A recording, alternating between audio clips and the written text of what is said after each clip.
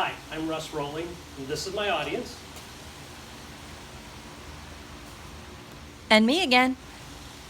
And I may sweat during the speech today, not because I'm nervous, but because it's the 4th of July, and it's about 95 degrees. We're sitting in the garage enjoying ourselves this afternoon. According to an article from Time magazine, over 3 trillion, count them 3 trillion with the T, tons of ice have melted from the Antarctic polar ice cap since 2002. That ice melt is a result of climate change, along with many other things that we see throughout our lives. Those 3 million tons of ice would create enough water to cover the entire state of Texas with 13 feet of water to tell you how much ice is melting on our polar ice caps. Here in the Midwest, we're experiencing our own issues. Obviously, tremendous temperature swings, unprecedented flooding, and a myriad of other changes to our climate. Our reliance on fossil fuels to create our energy is one of the leading causes for the reason why we have so much climate change. The use of renewable energies is a way to curb the impact of the use of fossil fuels. I worked for about 5 years building and maintaining wind turbines for a company called Acciona Wind Power, and in that time I was able to do a lot of research and get firsthand knowledge of renewables and the impact they have on our environment. In this speech, I'll discuss the impact of our reliance on fossil fuels to create energy, available renewable options, and the change that they would create if we would mandate them, and how we can get involved to enact legislation to drive that renewable use. So let's talk about the impact of our ever-growing need for energy for our technology on our physical world. The use of fossil fuels to generate energy for our ever-increasing demand has a terrible side effect of inflicting harm on our atmosphere and on our world. A study by the International Energy Agency, a nonprofit, nonpartisan think tank, international group, resulted in a special report titled Energy and Climate Change, which is viewable at their website, iea.org.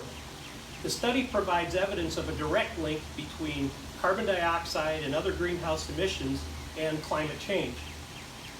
They also noted that greenhouse emissions over the last 30 years have increased by over 20%, and the main driver behind that is the fact that fossil fuels are readily available and they're still cheap. A report on the website climatecommunication.org compiled data from across the globe, and it determined that CO2, carbon dioxide, creates or accounts for 77% of the greenhouse gas emissions. And 40 of those 77% are directly related to creating energy for us to run our electricity, energy for us to heat our homes. With greenhouse gases proven to cause climate change, and 40% of that gas created to support our energy needs, our reliance on electricity and industry, the need to reduce the use of fossil fuels and move to renewable energies becomes self-evident. We certainly know the impact of the use of fossil fuels on climate and the destruction of our environment. But what choices do we have for a world that's just starving for energy? Renewable energy is a viable alternative, and it should be mandated at some usage level. The transition from fossil fuel to renewables would reduce greenhouse gases and ensures a limitless supply of energy for our future needs. Of course, according to Vanessa Schapani's article, Wind Energy's Carbon Footprint, just wind energy alone is not completely carbon-free, because you have to factor in the idea that you have to build the wind turbines, and some carbon is used in the manufacturing of the wind turbines. But once the wind turbines are put up, they can still reduce our emissions by 98% of carbon dioxide. Because the cost of renewable generators is often higher than those of fossil fuel powered generators, it's difficult to convince big business to convert over to the renewable energy. So it's going to take laws to mandate minimum use or limits on carbon emissions to drive energy producers to start investing their money in these renewables. According to Allison Moody in a 2017 Huffington Post article, there's currently at that time, 5 cities that were 100% dependent on only renewable energy. 100% of their energy came from renewables. Utilizing a combination of solar, hydro, wind, and biomass, the town of Rockport, Missouri, population 1,300, actually relies on 4 large wind turbines solely for all of the energy needs for their entire town, plus they have leftover energy. Burlington, Vermont also is powered 100% by renewable energy, and they expect to save $20 million over the next 2 decades. So there's obviously financial incentives for using renewable energy. Knowing how much positive impact we can have on climate by replacing fossil fuels with renewables has to motivate us to push our legislators to create regulations in the interest of our environment and against the interest of business. Creating laws to limit the carbon emissions or mandate minimum renewable use and charging fines and penalties for those that violate will make it less profitable to use fossil fuels and will drive the industry to start investing their money in the renewables. Doing so will have an immediate impact on our environment.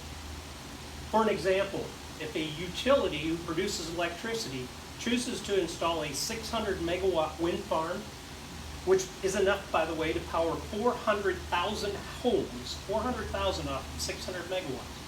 If they choose to use a 600 megawatt wind farm instead of a 600 megawatt gas turbine, every hour they reduce the amount of carbon dioxide put into the atmosphere by 300 tons. Imagine that.